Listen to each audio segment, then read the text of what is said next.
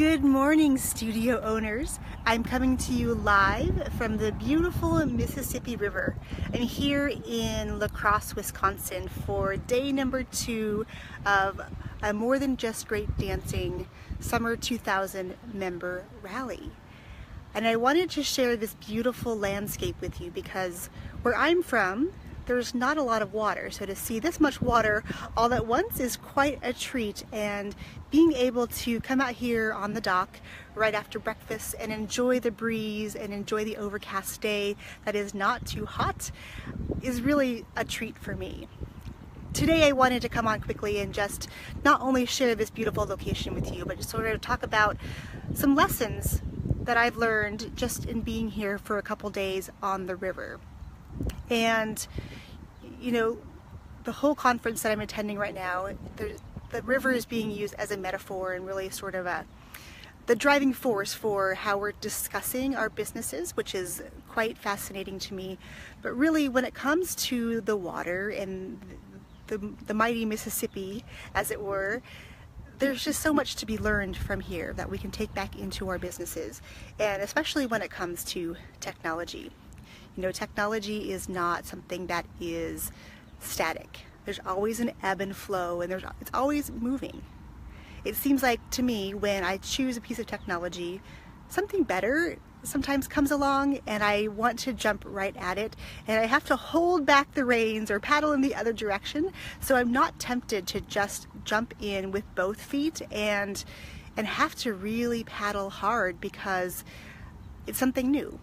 You know, there are definitely times in our life when we can jump into some technology and we have the mental capacity for it, we have the physical capacity for it, and we're ready to learn something new.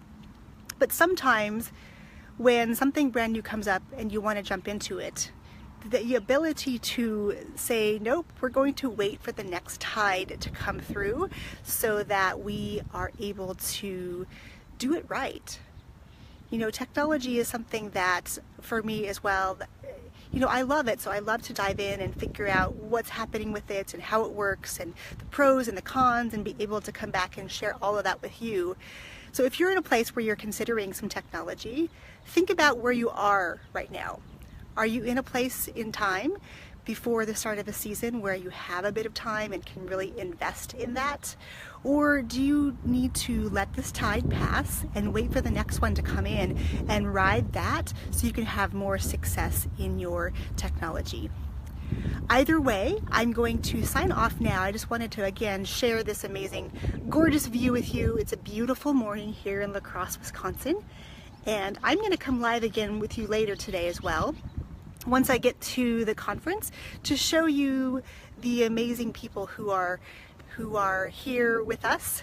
Hi, Heather. Yeah, it's really hard to keep up with technology, and yeah, it's funny. My daughter, actually, my 14-year-old, is standing across the dock from me right now, and no, she's not glaring, but you know, she's a typical 14-year-old, and she thinks that I don't know anything about technology, and she gets grumpy with me too. If I try to take a selfie, for heaven's sake, she says, "Mom, let me just do it because you just don't do it right." So it's interesting, and technology is one of those things that we all have to consume in our own way, and some of us like to jump right in, some of us like to take a little bit more time and really explore. And I'm one of those explorers. I like to jump in quickly, jump in that boat. Yeah, that's so funny that you're 14-year-old. Yeah, I think mine is actually walking away from me right now because she knows I'm making a video. And even though she likes to be on video and take pictures of herself, she doesn't want to be in my video, which I think is really actually pretty hilarious. So I love that you're in the same situation and we can laugh at the same things. And you know, again, when it comes to the whole tech piece of our businesses, sometimes it's frustrating, just like a teenager. Sometimes you just want to say and run in the other room, but sometimes when it works and everything is awesome, it is just amazing. And you know, that's really where I found a love for technology, that I'm just one of those tinkerers where I like to go in and figure things out and see what's good and what's bad and see what's challenging, because I find that every piece of software, as they introduce it, sometimes it's really, really user-friendly, and I love when it's like that and it's very intuitive, but sometimes it really just takes a lot more paddling. If we go back to our analogy about the mighty Mississippi, you know, some technology takes lots of paddling. A couple of years ago, I was trying out some new technology for the studio, and I had talked to their staff forever and ever, and it was a really robust piece of technology and quite expensive, but I really thought it was going to do everything that I wanted. And what I discovered at the end of the day was it might do everything that I wanted, but it was such a challenge, and every day my staff was asking about how to do it, and I was getting frustrated because I was having to go over it over and over again because it was not user-friendly. And we actually had to hire somebody to set up the software on the back end, which is great. However, because I didn't know the software all that well, it was really hard to ask the right questions and make sure that they were going to do what I wanted them to do. So, if you can take anything away from today's lesson, it's really about figuring out, one, what you need, what you want, and the goals you want to accomplish. And again, how much time do you have? Do you have 5 minutes today? Do you have 5 hours today? Really taking into consideration the time you have to spend with tech, get to know tech, and how comfortable you want to be with it, and really who else is going to use that. I know I sometimes will dive into things, and I know I'm going to be the only one to use it for a while because I really want to figure it out.